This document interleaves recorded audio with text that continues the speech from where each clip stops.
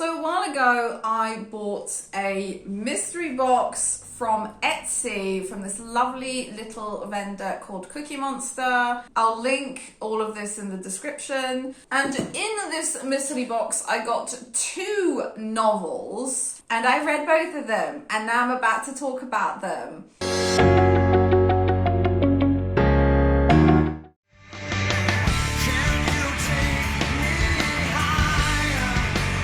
So the first one was Elevation by Stephen King, and we all love a good Stephen King novel. This isn't really a novel, it's like super short. I think it's only like 150 pages long. It's not even 150 pages, 140. Yes, apparently Stephen King can write short novels as well.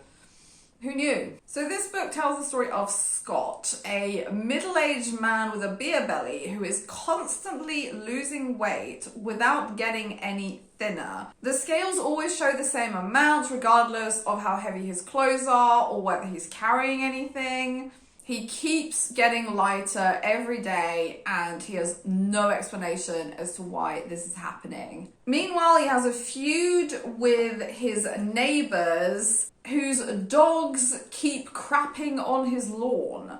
His neighbors are 2 married women who've moved in quite recently and who opened a restaurant, and he learns that they are getting shunned by the locals because they're a same-sex couple. So nobody wants to go to their restaurant because it's the gays, it's the rainbow people. If you eat their food, you're gonna start shitting unicorns. The restaurant next to where I live has been owned by a gay couple as far back as I can remember, and literally the only thing anyone cares about is the food good? That's all that matters. Get your priorities straight, people! Anyway, after settling the feud, Scott decides to help them out in his little way, and they all become friends, and it's really nice. This is absolutely not a horror novel. Unless you take into consideration the whole Scott getting lighter thing, but it kind of presents a mystery, but it's not even a mystery that's there to be solved. It's more like Scott's on a timer. It's like if he knows that one day is gonna come where he is not gonna weigh anything anymore and he is just literally gonna float away.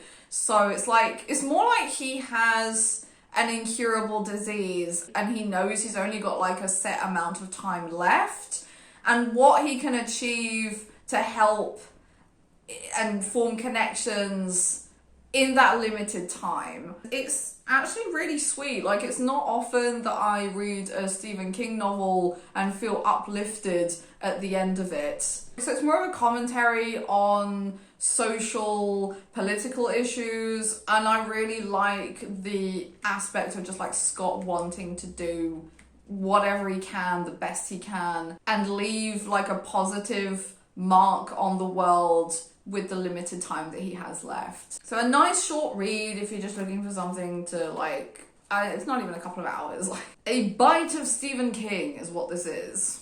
I see trouble on the way.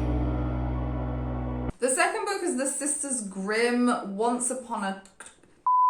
The second book is The Sisters Grimm, Once Upon a Crime by Michael Buckley. And this is the 4th book in a series, so I didn't have the full context. So the book's about 2 sisters, Daphne, who is 8, I think, and Sabrina, who's 12. Their parents have gone missing, so they're living with their grandmother, and they are members of the Grimm family who are fairy tale detectives. They look into crimes and mysteries committed around the world of fairy tale creatures, which are known as ever afters in this world.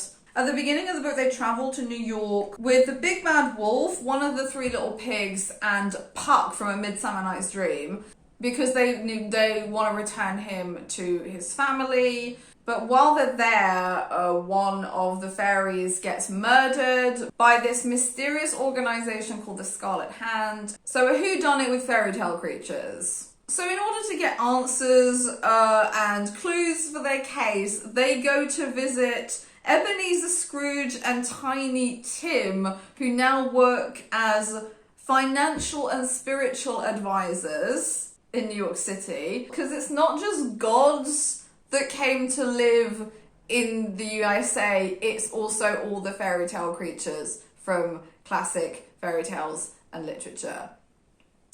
Yeah. And poor Tim is like still 10 years old and still in a wheelchair that he doesn't really know how to use. He definitely got the short end of whatever stick this was. We get the 6 subway dwarves, and they are honestly way more fun than the subway gods in Miss Subways. I am a dwarf and I'm riding on the subway in New York City. Sinbad the Sailor is the harbour master and runs tourists between the docks and Ellis Island. While they're on his ship, they get kidnapped by Long John Silver, who forces them to come to his Christmas party. And they end up getting chased by a giant mechanical witch, because why not? So I really like this book. I really enjoy giving classical characters a modern take in a modern world. This was exactly what I was hoping for with Miss Subways, but only with gods instead of fairy tale creatures. David Duchovny, read Michael Buckley's novels and take notes. And especially if these are children's books, this is such a good way to introduce classic literature to children. This is how I got into classic literature. I read Shakespeare because I watched Gargoyles when I was a kid. I read Treasure Island and A Christmas Carol because I saw the Muppet movies. And taking classic literature fantasy characters and like mixing them with classic fairy tale creatures that children probably already know about, because these stories I think are ageless, provided they're not being reworked for modern audiences. It's a great adventure, it's super fun to read. I also thought that the main characters were interesting because Daphne and Sabrina have been away from their families for so long, like because their parents have disappeared, they were put in homes in the system, and that very much comes across, especially with Sabrina. Like, they have a lot of trauma, they've been abused a lot by these foster families, and Sabrina very much carries around this fight or flight mentality. This makes her unfortunately very controlling over Daphne, so she needs to learn to stop being uber controlling and let Daphne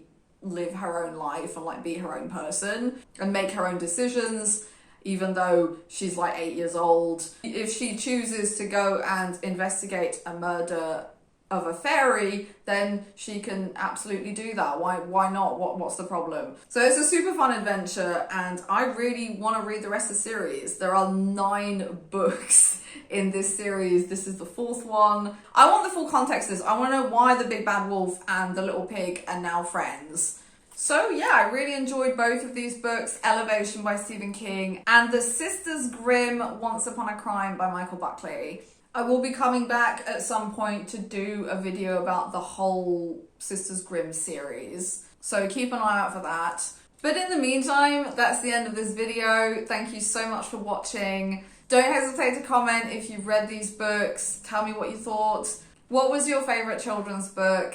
Don't hesitate to like, share and subscribe, and I'll see you all next time. Bye bye.